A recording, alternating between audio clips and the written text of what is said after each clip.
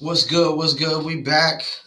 Triple P, Paul Pickett Podcast. Yours truly, the one and only Paul Pickett. This is episode 83 right here. Episode 83. We live on TikTok and we're pre-recording for YouTube, Facebook, Instagram. Don't forget the audio version goes to Spotify, Apple, Amazon, Deezer, TuneIn, Slacker, Stitcher, iHeartRadio, Podcasts, Addict, Podchaser, and much more. You can Google the Paul Pickett Podcast. It's PaulPickett. Got a few topics here. One music and the rest really sports related.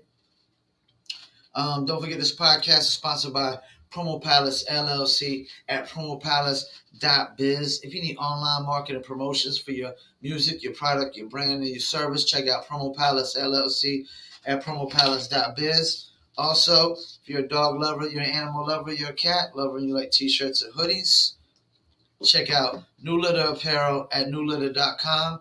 And also for Shizzle, I got to shout out one of my favorite brands, Dizzlebrand.com. Just add ice, Dizzle on ice. Step into the future, Dizzlebrand.com. You see it there with the lemon. All right. Let me get into some. I didn't get into the NFL scores yet for this week, so let me get into all the scores for last Sunday. We had Dallas, of course, beat New Orleans for the week. Miami beat the Giants. Indianapolis crushed Houston. Detroit got their first win over Minnesota, which we're going to talk about. The Eagles beat the Jets. Arizona beat Chicago. Chargers beat Cincinnati. Tampa Bay beat Atlanta. The Rams beat the Jacksonville Jaguars. The Washington football team beat the Raiders. Pittsburgh beat Baltimore Ravens. Who saw that one? Who had that game? Only people that had that game were Pittsburgh fans. Everybody outside of Pittsburgh had Baltimore winning that game. Seattle beat San Fran. Didn't see that coming. Kansas City beat Denver. And New England and Buffalo, which I'm going to get into as well. Before we do, let me get into some NBA games. We had, my bad, that's December 7th. Last night we had Philadelphia beat my Charlotte Hornets by 3 points, though. Like, my Hornets, this is the thing, my Hornets is still young. They're still young. We got LaMelo Ball. Terry Rozier has actually only been a starter for 2 or 3 years in the season. I mean, in his career, he was a backup at first. We got Bridges is young. PJ Washington's young. A lot of young cats.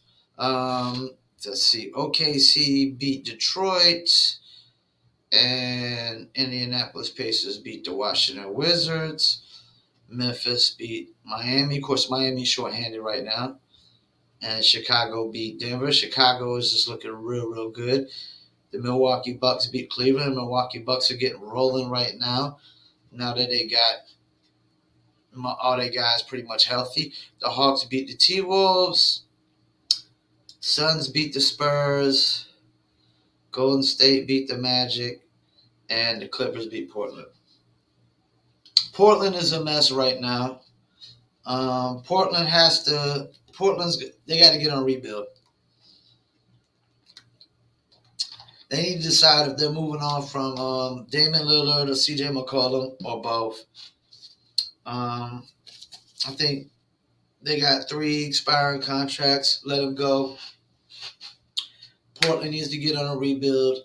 The only way Portland's going to get good is if they draft another Clyde Drexler and put some pieces around them. They can't, this is the thing, big free agents don't go to Portland. Portland has never, ever had a big free agent signing, ever, in the history of the NBA.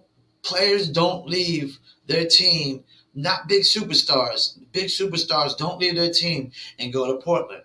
They leave Portland and go elsewhere. So Portland, they probably got to get on rebuild. I think they've extended all the shelf life they can out of Dame Lillard. Dame Lillard is technically can't be the number one guy on a championship team. He just can't be, man. I'm sorry.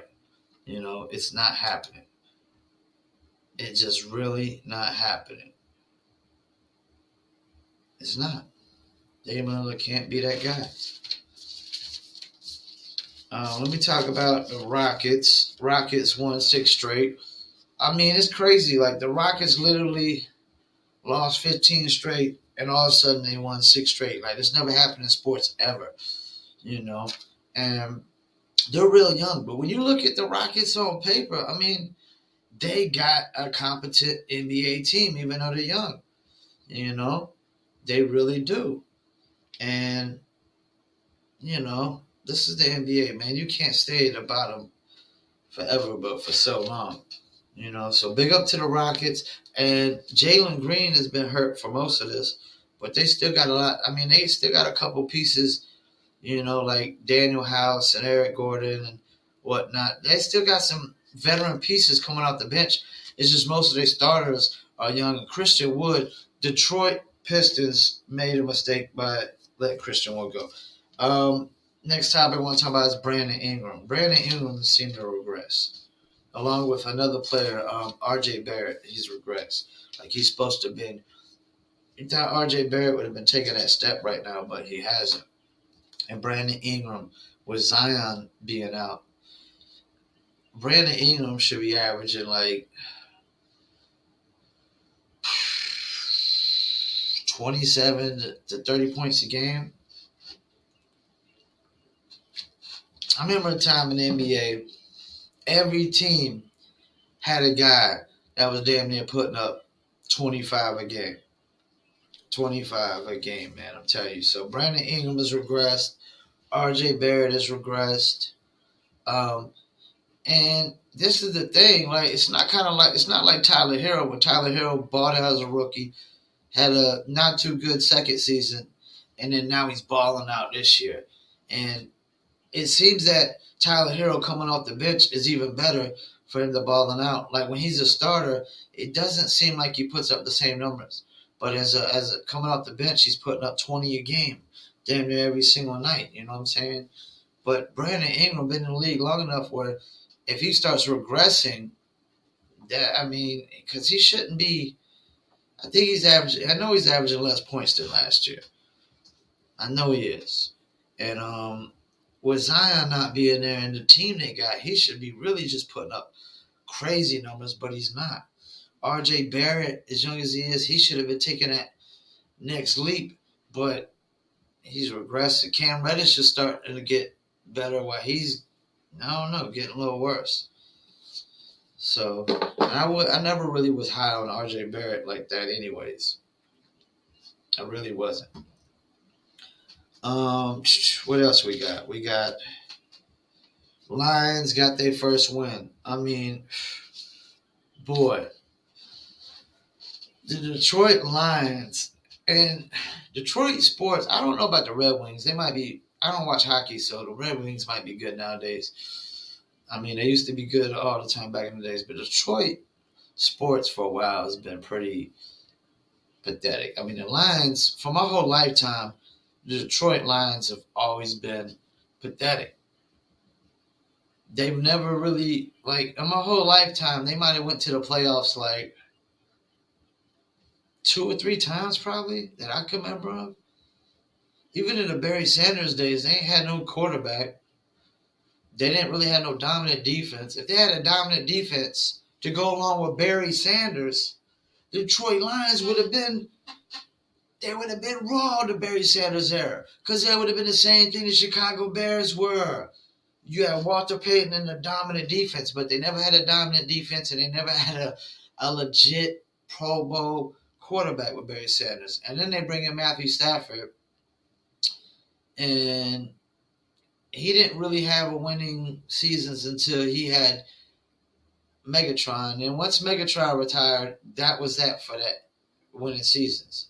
But the Lions, man, they were celebrating like they won the Super Bowl last night. I mean Sunday. Like they were celebrating like they won the Super Bowl.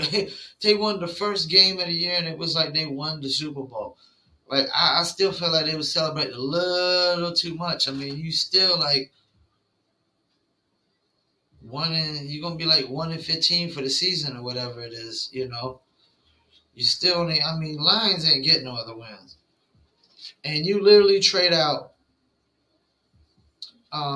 Matthew Stafford for Jared Goff. See, Jared Goff definitely, it goes to show you, wasn't no really legit Super Bowl quarterback because you trade him out, and the Lions, man, literally only win like one game. I mean, Lions at least they won like 4 or 5 games last year, maybe 6, just off of Matthew Stafford's comebacks. They usually do because he's like the comeback king because he never has. The Detroit Lions have just been poorly ran my whole life, man. Poorly ran my whole life. The Saints used to be like that, and then they got Drew Brees and Sean Payton, and they've been good to go since. And even with Drew Brees retired, Sean Payton will be good to go. All you got to do is find a quarterback, and he'll be good to go because they got a raw defense. As long as you got good coaching, good GM, you'll typically be good to go. Patriots for the longest. I mean, like for the longest, the Patriots, when I was a kid, were like terrible. They went one year to the Super Bowl against the Bears and got demolished, and they shouldn't even went that year. And then they were like terrible most of the NFL career before that. They were terrible up until the point they got Drew Bledsoe. Then they went to the Super Bowl, they lost, and then Drew Bledsoe gets hurt and they get Tom Brady, and it's like Tom Brady and Bill Belichick just do what they do. And now Bill Belichick being Bill Belichick, I mean, that's gonna be like my next topic of getting into this game with the Bills. I mean, against the Patriots, like the Patriots had 46 rushes for 222 yards and 3 passes. That's like the last time you seen a game like that's. You seen games like that when the NFL first started, like when it was the first invented. Like just smash mouth football when dudes didn't even really pass. They just ran the ball. And it's just, I mean, when a team just constantly runs the ball down your throat and you can't do nothing about it, I mean, I don't know what to say. But 3 passes, like the Bills threw the ball 30-something times and they only put up 10 points. And this one team rushes the ball 46 times, 3 passes. Because when you just running the ball, that's definitely not like high scoring offense. That's not going to be a high scoring offense when you just run. But when you pass, you should have a higher scoring offense. Maybe the Bills should have ran the ball a lot more, or they wasn't confident they could run the ball a lot more. And Mac Jones, what does it say about Mac Jones? The fact that he said all the right things after the game. Mac Jones, like if they want to call Mac Jones Baby Brady, Baby Goat, maybe not Baby Goat, but Baby Brady, I'm with that, man. Mac Jones is saying all the right things. Like you got quarterbacks that would be pissing and moaning that they only threw 3 times and they won the game, But what does it say about Mac Jones? He's a true team player. Alabama, and Nick Saban molded him right. You know what I'm saying? They molded him as a winner. Like football is the ultimate game of sacrifice. It's the ultimate game of sacrifice. It really is. It truly is. Like one night, wide receivers might have to sacrifice. Another night, running backs might have to sacrifice. Offensive lines are making the ultimate sacrifice because they never really carry the ball. They never run the ball. They never get passes. All they do is block. All they do is block. Defenses sacrifice, and it's the ultimate game of sacrifice. You know what I'm saying? And Mac Jones is the epitome of what a leader is, of the sacrifices you have to make and whatnot. He said all the right things. Um, the Bills are clearly still baby brother. They're baby brother, and New England is big brother. And it's got to suck that this was the Bills' shot, the Bills' chance to just punch New England in the mouth and say, "Yo, we're running this division now," and you're not. They're like, "Who run it? Who run it? Who run it?" Which gets into my next topic: the Bone versus 3-6 Mafia. Who run it? Who run it? Because New England still running in the AFC East. But Bone versus 3-6 Mafia versus. I need to start talking more about these verses too. Um, it was an interesting verses. I will say both of these groups were big at some point in hip hop. They were just like real big cult followings. Bone had a cult following. I don't know how much of a cult following they have now, excuse me, compared to 3-6 Mafia. I live with a friend that him and all his homeboys, that's all they listened to is 3-6 Mafia at one point. I mean, he literally made his rap name Lil Six, 3-6 Mafia. 3-6, this is the thing about 3-6 Mafia, man. I think Bone made better music. To me, I was a bigger Bone fan. I felt like they made better music. But the thing about I gotta give 3-6 more credit than Bone is they created their own sound. They originated on a sound. Like Bone had a style.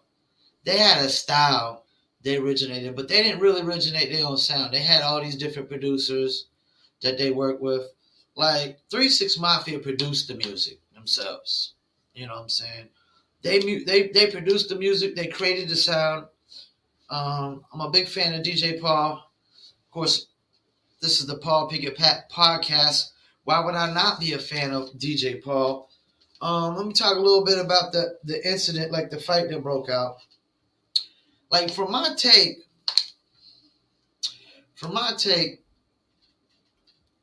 the reason it totally broke out the way that it did is Busy Bone started to rant about y'all not gonna disrespect me, da da da da da da.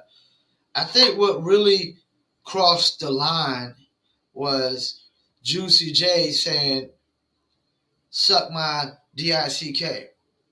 Like when you say that to a man, like that's one of the most ultimate disrespects. That's really one of the utmost disrespects. Well, for a straight man, that is, but yeah, it's just the ultimate disrespect. That right there, that's what caused Busy to throw the bottle. Once he heard that, oh, that nah, and you just said that for all these people on video, nah, man, that was it. That was like bam. So he threw the bottle, and a little scuffle thing broke out. Like yeah, busy probably. If he wouldn't, one thing leads to another. If he wouldn't have started ranting, then Juicy J wouldn't have did what he did, and Busy went and did. But still, it was good for entertainment. It was good entertainment. I'm pretty sure for the crowd, for the versus thing. I mean, it didn't turn into an all out scuffle, scrap, where nobody really got messed up or hurt. So it was definitely good clickbait and whatnot. I didn't really watch the whole verses, but if I had to pick, like Bone had probably a lot more hit records, but it's the whole catalog. I mean, I don't know, man. 3-6 might be able to take him out, man. Might have took him out. I don't know which way it really leaned. I would have to pick 3-6 just because they originated their sound. They created original sound. Bone just had an original style, the way they rap. And there's a lot of dudes that tongue twisted and stuff like that.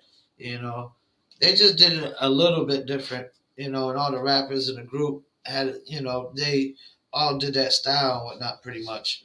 but it wasn't like the production itself, the beats itself wasn't a certain sound that they created and they originated like 360. 360's fan base is probably so much more cult following right now. Like Bone is just artists like Bone come from an era where it's hard to stay relevant, you know. Even his verses, I mean, it's not gonna. They'll get a little bit of people start going back listening to their stuff again right now, but it'll wear off again. But 3 6 Mafia just got a cult following, man, diehard cult following, really, really, and mainly through the South and whatnot, which I'm in North Carolina, which is the South, but mainly through the South. But there's people through the Midwest, probably that just cult following over 3 6 Mafia's music. Maybe I mean it probably got cult following fans everywhere. To be honest with you, and they've been more relevant of lately. You know, Juicy J, DJ Pause, they just stay more relevant. You know what I'm saying through the years. And 3 6 Mafia has been out for a long time, a long time. They were out. I mean, you know, actually, I want to say they were a whole other group named before, like Tear the Club Up Thugs or something like that. You know, but I would say like I'd have to get it as a 3 6 man, only because Bone hasn't been so relevant of lately. Um, Easy E passing away probably did change the projection of where they were going to go. I mean, they did some big records with some big people, you know, but I'm going 3 6. And even scrap wise, I'm going 3 6. Like, you know, all day, every day. Let me see if I got any more topics, and I really don't got any more topics. Couple of teams I could talk about. Detroit Pistons look like they're gonna be picking number one again, but Kate Cunningham looks like he's decent. Orlando Magic, they gotta figure something out. They need like Orlando Magic ain't had a real superstar since Dwight Howard left. I want to say Orlando Magic ain't had a real superstar since Dwight Howard left. Pistons ain't had a real superstar in a while. Hopefully Kane Cunningham will get him there. Toronto Raptors, they're gonna be good to go. They got Scotty Barnes, a couple young pieces still. Pelicans, I mean, yeah, Brandon Ingram too, man. I'm thinking Brandon Ingram. It's about time for the Pelicans to move on from Brandon Ingram. It's trade time. Trade him to somebody that wants him or a contender. You know, trade him to the Kings or the Trailblazers or the Spurs. I mean, I don't know.